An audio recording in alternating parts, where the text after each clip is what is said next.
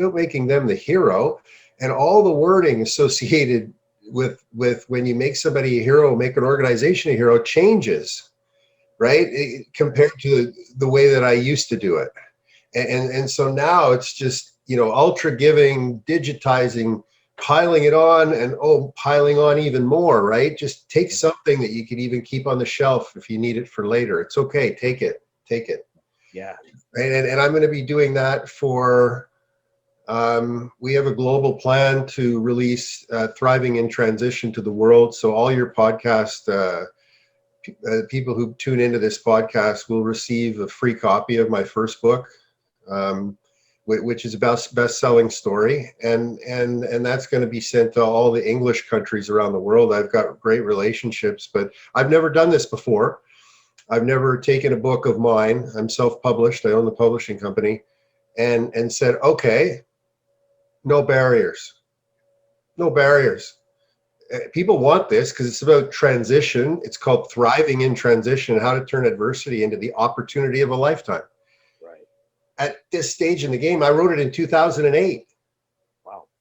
And so today it stood the test of time, and even more so. So when people get it in their hands, they'll be able to get a leg up on the stuff that we've been suffering from, because I went head first into the boards, and because I shattered C5 and C6, and because I became a quadriplegic and had to learn how to do everything over again.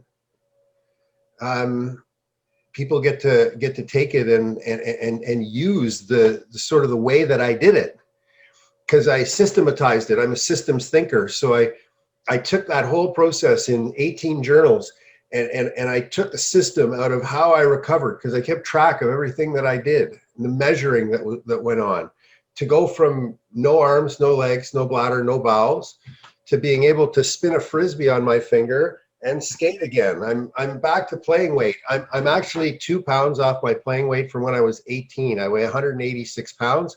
I was drafted at 184 pounds, same height. Wow.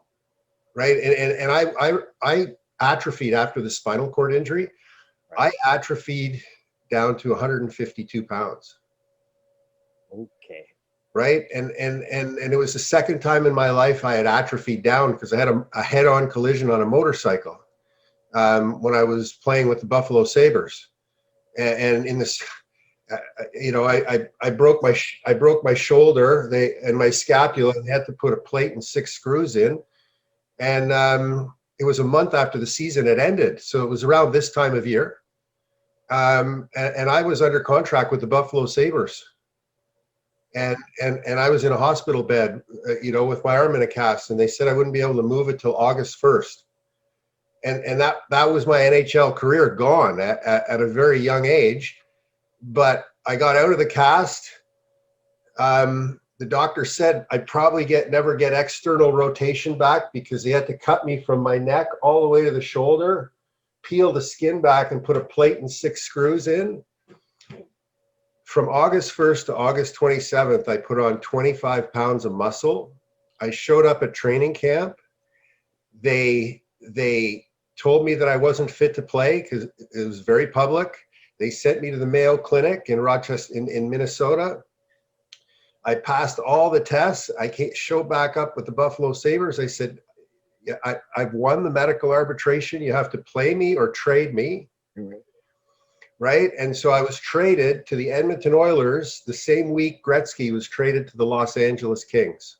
But the Edmonton Oilers at center ice between Curry and Simpson. Wow. Wayne Gretzky's line. Right. From lying in a hospital bed 4 months earlier, completely broken, completely shattered, physically, mentally, everything, to facing off and scoring the first goal for the Edmonton Oilers that year. It was a tip. I tipped Yari Curry's shot. Okay, I didn't shoot it. It went off my stick.